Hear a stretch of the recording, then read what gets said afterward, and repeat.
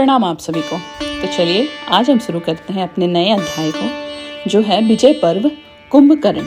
विजय पर्व कुंभकर्ण जो है उसमें आशुतोष राणा जी बताना चाह रहे हैं कि किस तरीके से अधर्म के बीच धर्म की पीड़ा को झेलता हुआ कुंभकर्ण ने अपने भाई का साथ निभाया।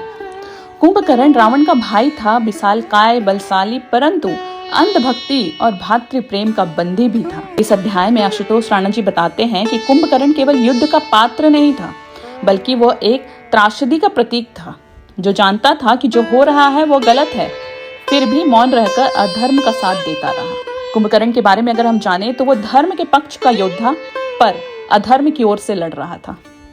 वह जानता था कि रावण का मार्ग गलत है, सीता का हरण अधर्म है, परंतु भाई का साथ देने की चूक ने उसे राक्षस बना दिया।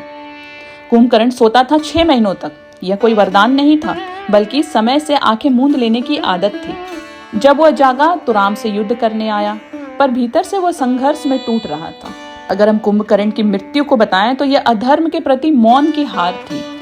राम ने जब उसे मारा तो केवल एक शरीर नहीं गिरा, वो चेतावनी गिर गई जो धर्म को जानता था पर चुप था। वह भी अधर्म का भागी होता। कुंभकर्ण की मृत्यु करुणा और चेतना दोनों का संदेश थी कि न्याय के विरुद्ध चुप्पी भी अन्याय है। इन्हीं सारे सारांश को लेकर जो मेरी हर बार कोशिश रहती है कि मैं एक कविता के थ्रू आपको अध्याय को समझा सकूं, तो ये है कुंभकर्ण। मैं कुंभकर्ण हूँ, एक मौन अपराध। मैं जानता था रावण गलत था, सीता देवी को छूना धर्म के विपरीत था, पर मैं चुप रहा और सोता रहा, क्योंकि जागता तो शायद भाई का सामना करना पड़ता। मैं बलशाली था, पर भीतर से डरा हुआ, क्योंकि सच बोलना कभी कभी तलवार चलाने से भी कठिन होता है। हम जब सामने आए, मैं शस्त्र उठाया, पर मन में आंसू थे। मैं युद्ध नहीं करना चाहता था। मुझे मारा गया और ठीक ही मारा गया, क्योंकि जो चुप रहता है वो अधर्म को सांसें देता है। आज भी जब कोई सच देखकर मौन हो जाता है, मैं उसके भीतर जागता हूँ। मैं कुंभकर्ण हूँ जो अब जागना चाहता हूँ।